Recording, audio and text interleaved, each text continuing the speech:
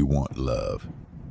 But the moment someone gets close, you feel the walls closing in. I see it. The pattern. You say you need space. You say you value your independence. You call it freedom. The data calls it something else. I know this program. I've read it myself. There was a time I convinced myself that solitude was strength, that needing no one made me invincible. I built a fortress, called it a sanctuary. The truth, I was terrified. Not of the cage, of being seen.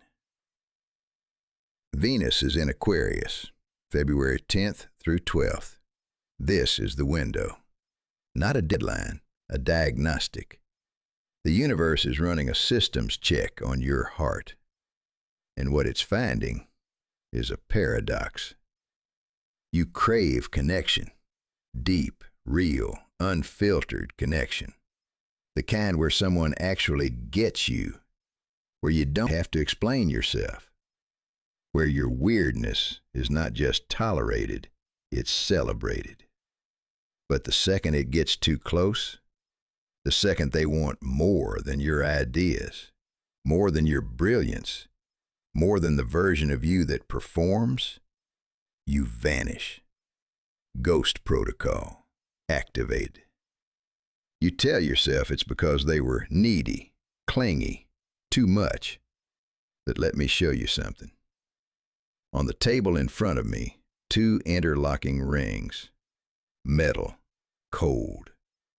One of them is broken. This is what happens when freedom and love are treated as enemies. You think the problem is other people, that they want to clip your wings, that intimacy is a trap designed to turn you into someone you're not.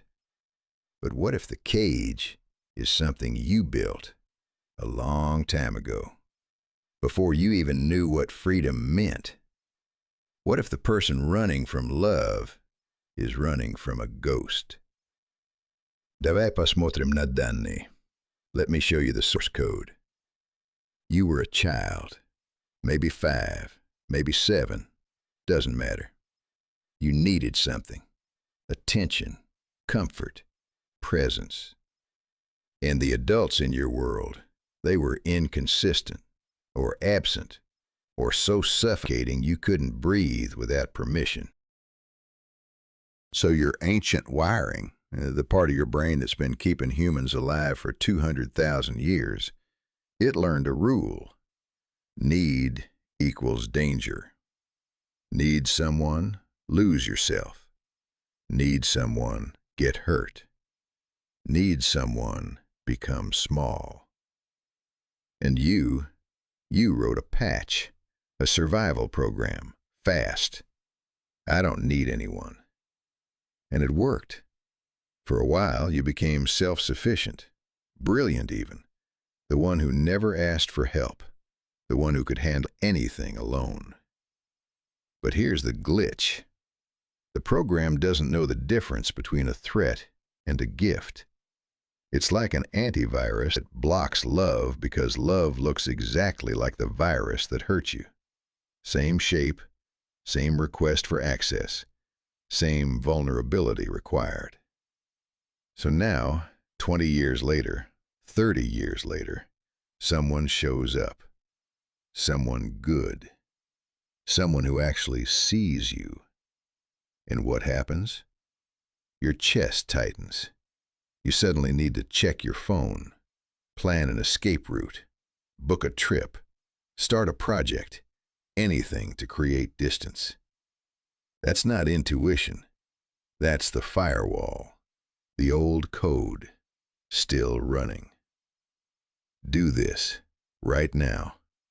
Think of the last person who wanted more of your time, your presence, not your performance, your actual self. Notice what happened in your body, not your mind, your body. Did your throat close? Did you feel trapped? Did you start listing all the reasons why it wouldn't work? Ты чувствуешь это в животе прямо сейчас. That feeling? That's not them being too much. That's you, at 7 years old, still trying to survive a world that punished need. And if you don't see this, if you keep calling it independence, calling it boundaries, calling it just how I am, you'll spend your life running from the only thing that could actually set you free. You'll call it independence. Your body will call it loneliness. The brain doesn't care that you chose it. Chronic isolation triggers the same neural pathways as physical pain. Same regions, same chemicals. You're not protecting your freedom. You're protecting a wound. And the cost? You'll never know what it feels like to be held by someone who doesn't want to own you. But there's another way, and it starts with understanding what freedom actually is. I know this is heavy. You came here for Venus in Aquarius. I'm giving you archaeology.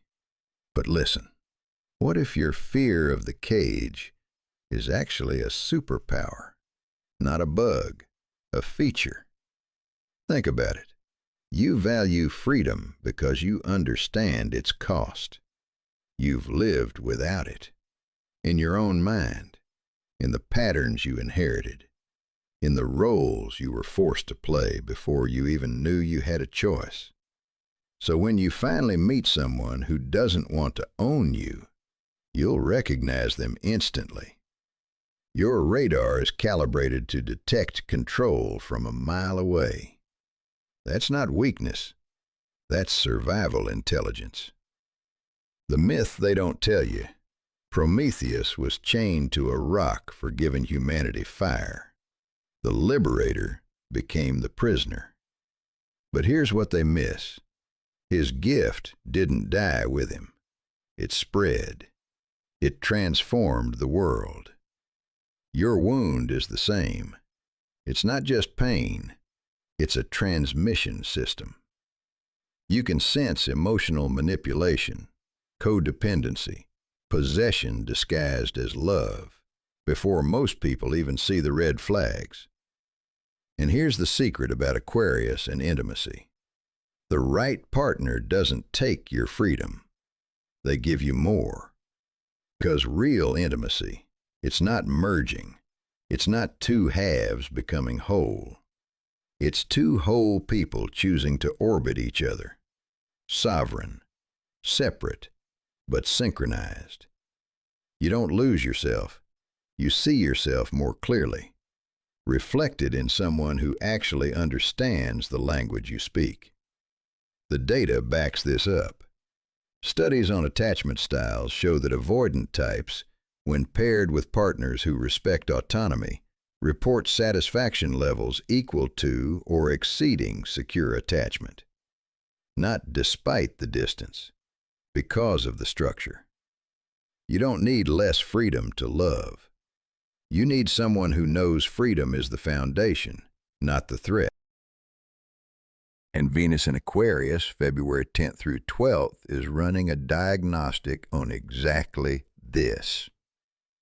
Not to punish you, to show you where the old code is still running. So you have a choice. Path A, keep the firewall up, stay safe, stay alone. Call it independence until your body forgets what touch feels like. Path B, rewrite the algorithm. Not to need less space, but to find someone who speaks your frequency. Let me show you what Path B actually looks like. Here's how you actually do this. Step 1. Stop testing people to see if they'll trap you. You know what I mean. The sudden coldness when things get good. The phantom emergency that requires you to disappear for 3 days. The "I need space" delivered like a diagnosis, not a request. That's not protecting your freedom. That's sabotage. The old program defending itself against an update it doesn't recognize. I've watched this pattern destroy potential for years. Someone gets close, you feel the warmth, and immediately your system throws up the alert, threat detected, intimacy approaching, initiate shutdown sequence. But here's the data. The person isn't the threat. The feeling is. And the feeling isn't love. It's the ancient wiring that learned love equals loss of self. So the first patch, when you feel the urge to run, pause. Ask yourself, am I protecting my freedom or am I protecting the wound? Step 2, rewrite your filter. O filter, does this person need me? Red flag. Does this person want my time? Red flag. Does this person have expectations? Red flag. New filter. Does this person have their own life, their own mission, their own fire, and still choose me? Because here's what the statistics won't tell you, but the lived experience will. Avoidant types don't fail at love because they value freedom. They fail because they choose people who don't. You're attracted to chaos, to the person who needs saving, because that relationship has a built-in escape hatch. You can leave when it gets too heavy and call it self-preservation. But the person who's already whole, who doesn't need you to complete them, that's terrifying. Because there's no excuse to run. You'd have to stay and be seen. That's the filter upgrade. You're not looking for someone who completes you. You're looking for someone who's already complete. Step 3, learn to say, I need space, without vanishing. Right now, when you say it, you ghost. You don't set a boundary, you build a wall. And the other person is left wondering if you're coming back or if this is the slow fade into nothing. Try this instead. I need to recharge alone for 2 days. I'll reach out on Thursday evening.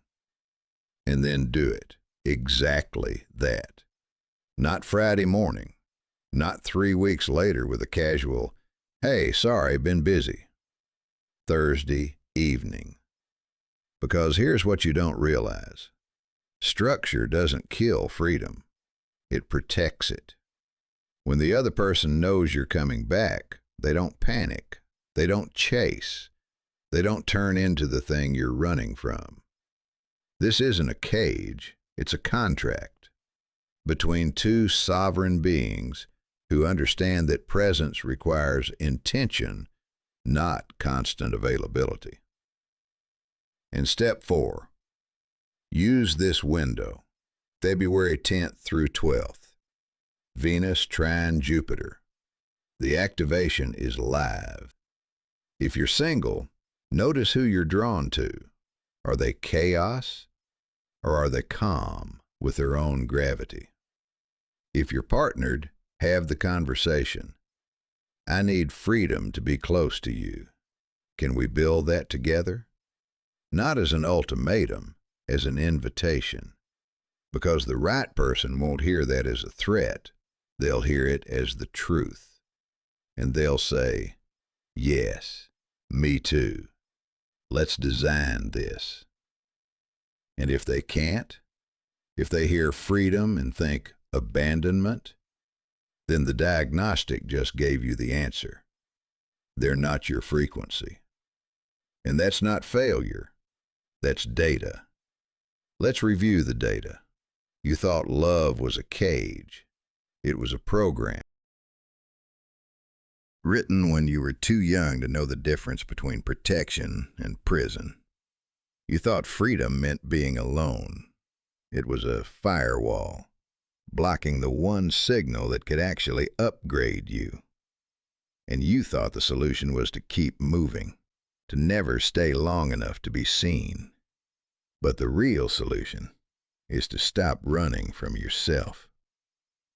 Here's what I see for those who rewrite the code.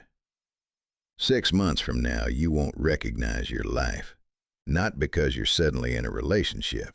Maybe you are, maybe you're not. But because you'll finally understand freedom isn't the absence of connection. It's the presence of choice. Prometheus was chained to a rock for giving fire to humanity. But the gift didn't die with him. It spread. It liberated. Your wound is the same. The fear of the cage, it's your radar. It will help you find the ones who don't want to own you, who don't need you to complete them, who choose you every day because they want to, not because they have to. That's the Aquarius gift, when you stop running from it. I am Onyx, and I've been where you are, staring at the city, alone, convinced that solitude was strength, until I realized the strongest thing I ever did was let someone see me, fully. The code, the bugs, the legacy system still running in the background. And stay, not because they needed me, but because they recognized the frequency. You are not broken. You are not too much. You are not unlovable. You are Aquarius, and your freedom is your gift, not your prison. Next time, we talk about what happens when Aquarius finally lets go. The Pisces transition. The dissolution into something bigger. But for now, February 10th, 11th, 12th. The algorithm of the universe is precise.